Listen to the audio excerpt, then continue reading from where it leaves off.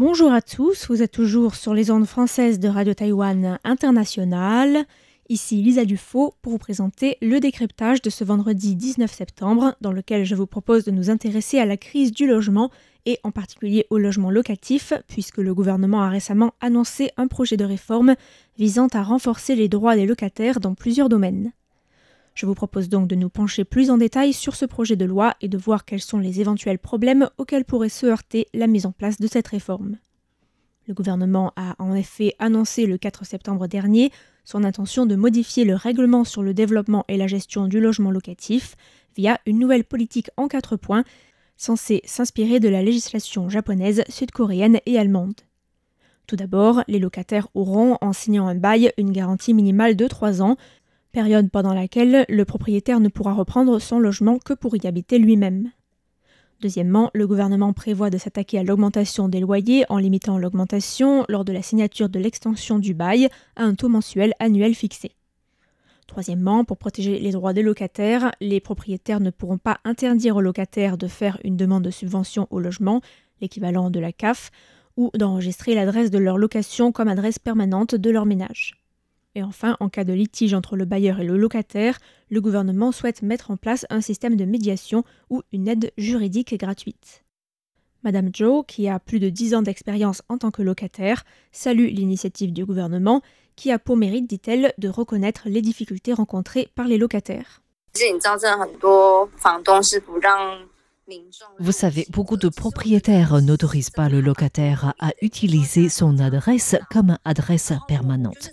Je trouve que ça n'a vraiment pas de sens. Avec les prix de l'immobilier qui sont si élevés, beaucoup de gens ne peuvent que se permettre de louer. Alors, si on ne laisse pas les gens enregistrer leur adresse, chaque entreprise ou administration va me demander mon adresse permanente et le locataire doit répondre qu'il est locataire. Mais peut-être que ses parents aussi sont locataires. Alors, comment faire dans ce cas-là ? Depuis ses années d'étudiante jusque dans sa carrière professionnelle, Madame Zhou a vécu dans 8 logements différents en tant que locataire. Et chaque rencontre avec un nouveau propriétaire lui a fait prendre conscience de la position particulièrement vulnérable dans laquelle se trouvent les locataires taïwanais.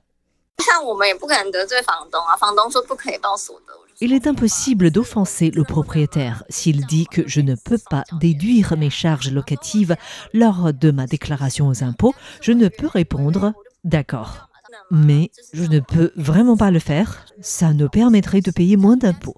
Lorsque j'ai demandé à mon propriétaire, il m'a répondu que si je le faisais, ce serait considéré comme une rupture de contrat et que je devrais déménager immédiatement. C'est vraiment fou. Cette locataire estime que le texte proposé par le gouvernement part d'une bonne intention, mais qu'il sera sans doute difficile à mettre en œuvre, les propriétaires disposant de divers moyens pour contourner la loi. Elle craint même que si les locataires sont bien informés de leurs droits, ces derniers continueront à vivre avec le risque de voir leur bail terminé et de devoir partir s'ils demandent trop aux propriétaires. Madame Zhou affirme qu'il faut plus de garanties pour les locataires pour que ces derniers osent dénoncer leur propriétaire si ce dernier contrevient à la loi. Elle pense aussi que l'annonce du texte pourrait pousser les propriétaires à augmenter les loyers avant que la réforme ne soit adoptée. Madame Zhang, une autre locataire, raconte son expérience. Elle habitait un étage entier avec 2 autres colocataires.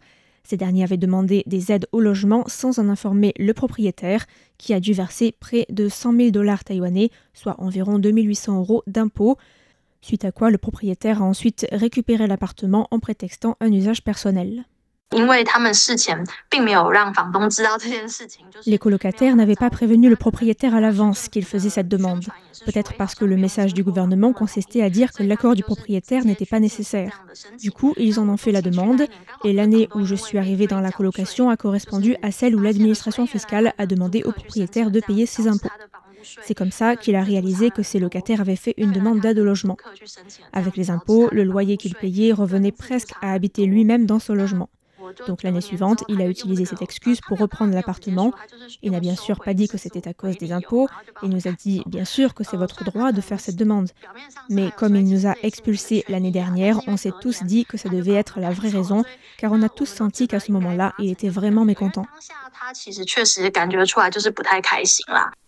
Madame Zhang explique que son histoire n'est pas un cas isolé et ironise sur le nombre de proches de propriétaires qui vivent aux États-Unis et qui, comble de malchance, reviennent à Taïwan juste à ce moment-là et ont donc besoin de reprendre leur logement. Elle ajoute qu'en tant que locataire, elle n'a bien sûr eu aucun moyen de vérifier la véracité de cette déclaration et qu'elle n'avait donc pas eu d'autre choix que de trouver rapidement un autre logement. Madame Lin est elle propriétaire depuis 10 ans et loue son appartement à un locataire. Elle estime que dans les cas où le bailleur reprend l'appartement en prétextant vouloir y vivre, le gouvernement pourrait mettre en place une plateforme pour que le locataire puisse enregistrer son adresse et d'autres informations à l'attention du gouvernement afin que ce dernier puisse effectuer un suivi. Mais elle reste convaincue qu'à moins que le gouvernement n'envoie régulièrement du personnel pour vérifier si le propriétaire occupe réellement l'appartement, les dispositions relatives à la garantie de la location risquent de s'avérer inefficaces. Par ailleurs, elle estime que si l'amende n'est pas suffisamment élevée, les propriétaires pourraient, après un calcul minutieux, choisir d'accepter l'amende. C'est seulement, selon elle, en multipliant les amendes que les sanctions pourront être rendues réellement dissuasives. Pang Yang-kai, secrétaire général de l'Organisation pour la réforme urbaine, explique que les propriétaires sont toujours opposés aux réformes de la politique locative, quel que soit le pays, et qu'une opposition est donc inévitable. Il appelle donc le gouvernement à persévérer dans ce qu'il appelle la voie juste, tout en soulignant 2 points qui manquent, selon lui, au projet de réforme.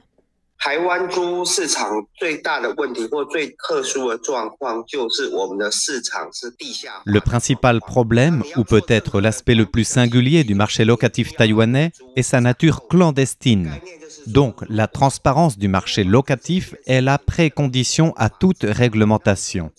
L'idée est que si le gouvernement n'a aucun moyen de savoir quels sont les biens en location, comment peut-il gérer ce marché locatif ? Il faut donc tout d'abord réfléchir à la manière de modifier le système d'enregistrement. C'est mon opinion.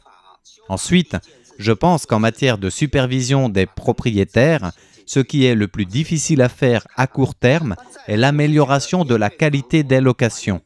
Pourtant, le gouvernement semble négliger cette question.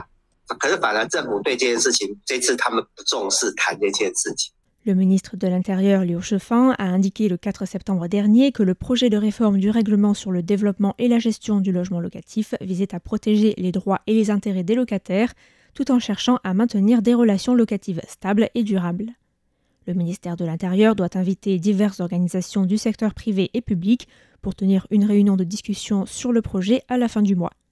Le texte pourrait ensuite être soumis à l'approbation du gouvernement d'ici la fin du mois de septembre, puis être envoyé au Parlement pour être débattu et peut-être adopté lors de la prochaine session parlementaire.